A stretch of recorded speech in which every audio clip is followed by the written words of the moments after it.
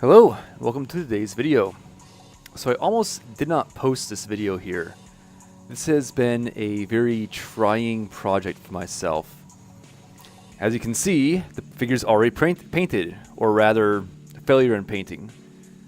I decided to try and do a interesting technique I've done before on much larger models, where doing a glowing effect, and then you use a latex cover over the glowing parts, and then you paint like usual, and then you peel off the latex, and where the latex was, your glow shines through. It gives a very nice harsh set of outlines.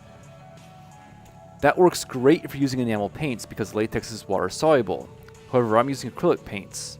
And so when I did my initial layer, and then I varnished it, and then I did my latex covering of the parts I was supposed to have as a glowing effect, and then I did my whole entire acrylic paint over it, the latex actually got absorbed and moved from where I initially put it on the glowing parts.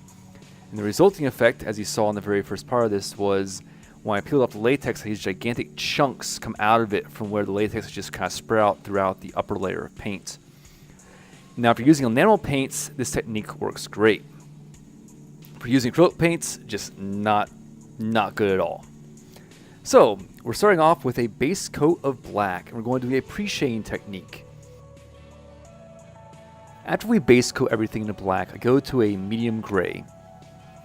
For this pre-shading technique, I tend to keep the medium gray at a slightly downward angle. So if I was trying to preserve the shadows of black, I'd keep the angle of the airbrush between a perfectly perpendicular to the model at 0 degrees up to about a 15-degree-ish incline relative to the model. What this is going to do is preserve the black and darkest underside recesses of the figure and provide highlighting up above.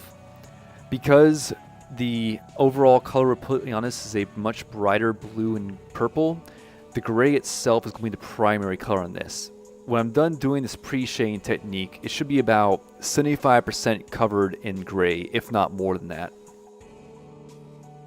For the final step for our pre-shading, we're going to a pure white tone. And this we're spraying almost directly down above from the model. This is going to give the really bright highlights to our model, and it's going to make the color pop. I'm focusing on the upper edges, on the legs and the feet as well, so that even though it wouldn't really be in direct light, because we want to emphasize these areas because of their interesting shapes and just kind of bring them to the forefront, we're going to add the brighter color there. Now we begin our base coat of dark purple. I have this paint diluted down about a 1:4 of paint to paint thinner ratio. This is because I want the paint to be slightly transparent so that that pre-shading we've done can shine through. If you notice, I'm applying it on the areas where the white is at from our pre-shade, the purple is a nice bright color. However, where we have the black left over in the recesses, the purple fades into a blackish purple to pure black color. And this is an effect we do to exaggerate the shadows of the figure.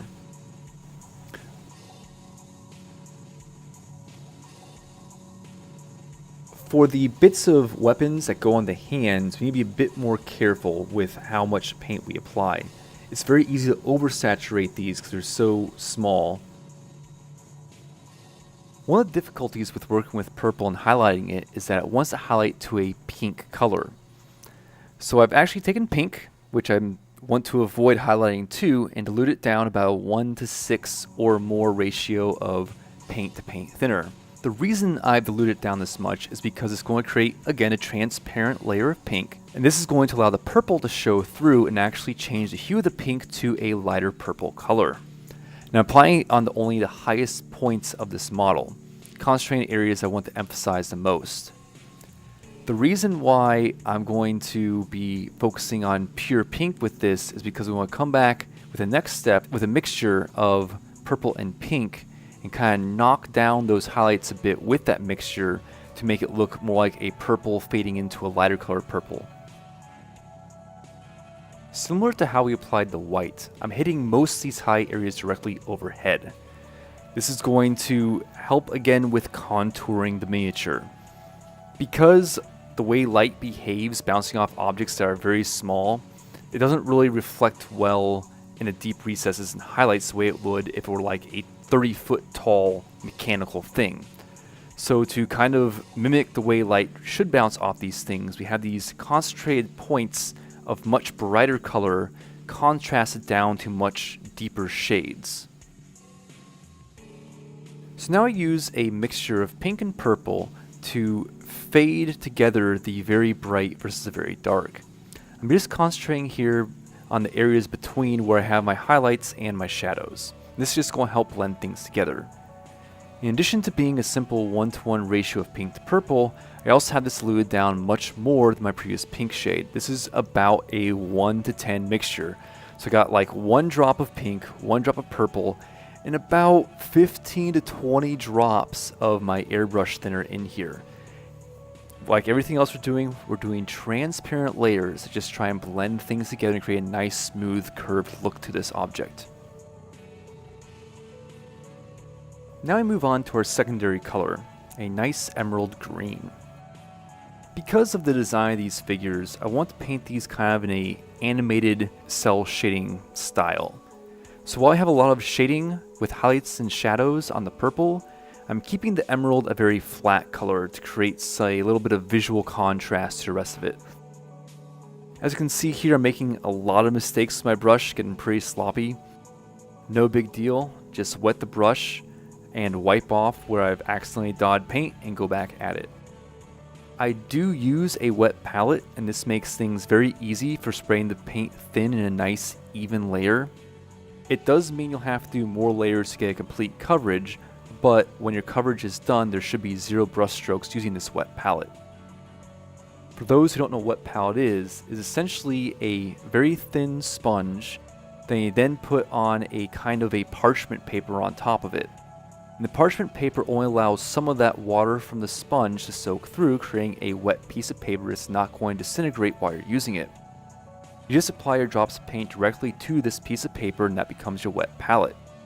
Because it is actively wet, your paints will stay usable for several hours.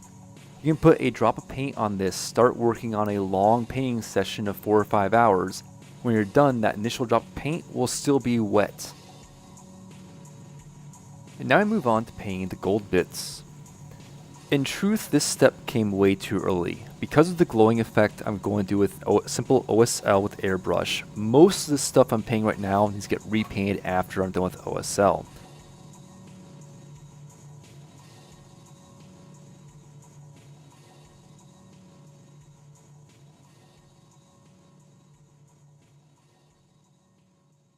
Basically, anything that is a circular sphere shaped on this model is getting gold.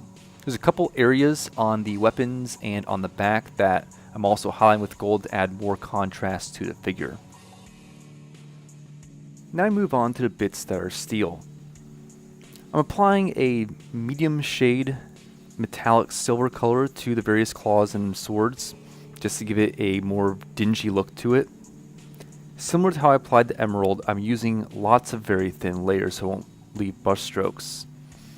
This took about 5 layers total of paint to actually fully cover and obscure the overspray from the airbrush, but the final effect is a very smooth finish to the entire area of the metal parts of the weapons. After gloss coating, we begin to do our washes. I'm trying to go for a cell shading look to this, so I'm applying a very heavy dark black to all the creases and intersections between pieces on the model. For this I am using an acrylic based wash, which gives a much thicker outline because of the surface tension of the liquid compared to doing an oil wash to give you a much finer dark line. This is a technique that I'm experimenting around with, I'm not very experienced in, so I'm making a lot of mistakes with this. There's lots of areas where I put way too much wash in so it gets a big fat blob instead of a nice smooth line to crack. And in general, this is not the best example of how to go about doing this. However, I did learn a lot about how to actually go about with this edge line that leads to a cell shaded type look to the model. Next time I do this, I will definitely be using an oil and mineral spirit based wash instead. just because it has much less surface tension and therefore the lines become much thinner and just much cleaner look overall to the final visual impact of the model. So now we are going to begin our OSL shading and doing our glowing effects on this model. I'm applying a very thinned down white acrylic paint to this.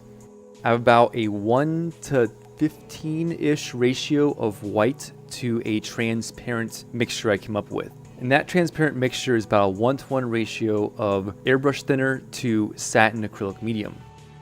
What this is going to let me do is apply this in many layers to build up the white color on it, and it's going to let me have a almost indiscernible over brushing. So if I make a mistake and I get some of this on the outside of the groove, it's going to be very easy to clean up, and it's not going to show as strongly as if it were a plain old opaque color I'm putting in here. This is the first step of a very basic and rudimentary way of doing OSL, object source lighting. What I'm doing is I'm creating a very bright, pure white background to then spray a very bright colored paint on top of it. And the overall effect is the bright colored paint will hit the white and stand out extremely well compared to when the bright colored paint goes on the darker surrounding armor to it. It does create a very simple glowing effect to it. Because I'm not coming back and doing edge highlighting of the glowing effect on the various bits of armor, it's not really selling it as well as it could. But I've not done a whole lot with OSL because I've been intimidated by the whole entire process. This is kind of my first steps into bringing this technique for lighting up objects on a miniature. And now we begin our actual OSL. So I satin coated the entire model to seal it in and get rid of the gloss coat. This way my overspray would not be spreading everywhere with airbrush. Then what I did is I took a turquoise and watered down about a 1 to 8 ratio of paint to airbrush thinner and started trying to focus entirely on the white areas that I highlighted in those grooves in our previous step. As you can see, my cleanup on these areas wasn't all that good, so I'm doing this overspray. The areas that have that very thin, halfway transparent white part pop out still. I did not want that. That's a big mistake on my part. Also, I had some issues with tip dry, so from the first 15 seconds of spraying this to the last 10 seconds past that, it actually gets a bit of a spatter effect with spray brush, which I don't really like at all. Again, this is a very basic way of doing OSL. There's a lot more you can do with creating OSL besides just a simple technique. But this is my first real foray into the artistic part of doing OSL, and I decided to keep things simple with it. To help intensify our glow effect for the object source lighting, I'm coming back with an even lighter shade of blue, and I'm trying to concentrate the overspray in a much smaller radius. So with the previous layer, I had my airbrush PSI set to around 15. With this one, I'm set closer to 10. And again, I'm trying to get that overspray being much narrower than that previous layer we did. This will help give a much brighter glowing effect, and also with this, I'm concentrating on the large intersections more than the thin lines. So you'll see I'll start off at an intersection, I'll bring it quickly for a single pass over along one of the longer arms of one of these runes, and then go to town over a sphere, then do another single quick pass along a long arm, and then do another concentrated part over one of the spheres. This is going to help sell the effect that the glowing is coming from the spheres themselves, and not so much just a bright white source somewhere around there. For our final highlight of the glow effect, I'm coming back with a transparent white. In this, I'm just concentrating at the major intersections of where the glow is emitting from. This will just help sell even more the fact this is glowing, and where multiple light sources are intersecting a single point, it's going to glow brighter than the other places around it. And here's a finished model. It came out okay. There's a lot of firsts for techniques I'm experimenting with, so there's a lot of sloppy mistakes. That combined with some issues with tip dry on my airbrush that I was having to fight for a lot of this project made this come out I consider substandard for what I usually like to put out for miniatures. However, it still looks pretty good on the tabletop. I really enjoy the color contrast I have between the glowing blue and the deep purple going to a bright purple color on the armor. I think that turned out really slick. I'm going to continue to pursue this type of color design in the future for this army.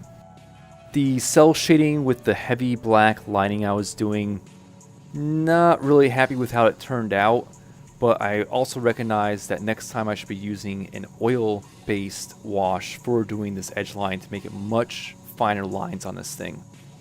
Also, the latex thing I did in the very beginning totally screwed up my outlook on the project. I was very frustrated with myself for making the mistake of using latex with acrylic paints and just having it be a complete disaster from the start. I wasted literally about 3 days worth of painting and waiting for drying and repainting again on that step with the latex where I had to scratch. I even was so frustrated with it that I didn't properly eliminate the paint from the model when I started over again, and you can kind of see on some of the angles when the light bounces off it where there's a very, very thin edge of where the previous layer of paint is that I stripped off, and the naked model underneath is still there.